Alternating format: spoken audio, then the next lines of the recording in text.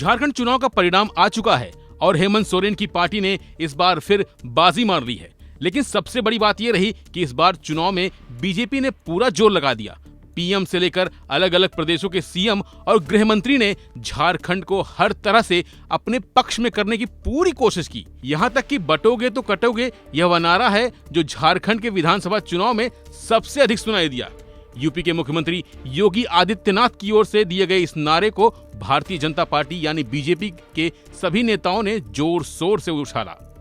पूरे चुनाव को इस पर केंद्रित करने की कोशिश की, लेकिन 23 नवंबर को जो नतीजे आए वो बीजेपी की आशाओं से बिल्कुल उलट थे और कुछ जानकारों की माने तो फायदे की जगह यह नारा बीजेपी के लिए नुकसानदायक साबित हुआ। हैरानी की बात तो यह रही कि जिस संथाल परगना को ध्यान में रखकर बीजेपी ने इस नारे का प्रयोग किया, वहां भगवा पार्टी महज एक सीट पर जीत हासिल कर पाई।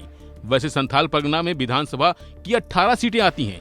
एक को छोड़कर सभी सीटों पर झारखंड मुक्ति मोर्चा, कांग्रेस और आरजेडी गठबंधन ने जीत हासिल की है। राजमहल से जेएमएम के ताजुद्दीन, बोरियो से जेएमएम के धनंजय सोरेन, महेशपुर से स्टीफन मरांडी, सिकारीपाड़ा से आलोक कुमार सोरेन, दुमका से बसंत सोरेन, जामा से लुइस मरांडी, नाला से रविंद्रनाथ महतो जैसे नेताओं ने जीत हासिल की, जबकि भाजपा को केवल जरमुंडी सीट पर जीत हासिल हुई है। वैसे इस बार झारखंड के चुनाव में बीजेपी ने घुसपैठ का मुद्दा उठाते हुए एक नैरेटिव सेट करने की कोशिश की थी।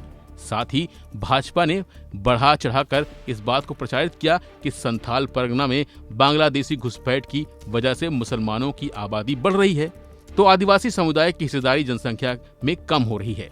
भाजपा का दावा है कि 1991 से 2011 के बीच यहां हिंदुओं की आबादी 22% कम हो गई तो मुस्लिम आबादी 14% बढ़ गई। इस दौरान बीजेपी की तरफ से हिंदू मुस्लिम का मुद्दा जोर शोर से उठाया गया और रैलियों के माध्यम से इस मुद्दे को भुनाने की पूरी कोशिश की गई। एक होते हैं ना, हिंदू समझ करके रख देते हैं।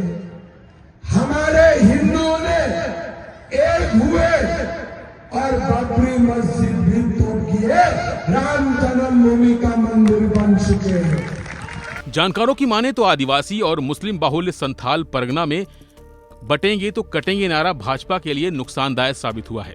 माना जा रहा है कि भाजपा ने यहां हिंदू वोटर्स को एकजुट करने की कोशिश की, लेकिन इस नारे के बाद ध्रुवीकरण का जो माहौल तैयार हुआ उसमें मुस्लिम मतदाताओं ने और अधिक एकजुट होकर इंडिया गठबंधन के पक्ष में वोट किया। इसके अलावा आदिवासी वोटर को हेमंत सोरेन ने सफलतापूर्वक अपने पाले में बनाए रखा।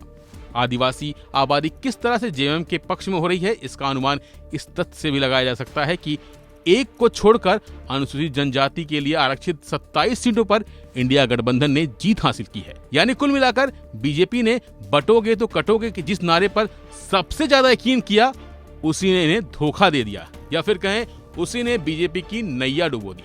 फिलहाल के बस इतना ही। बाकी अपडेट बने रहिए वन इंडिया हिंदी के साथ।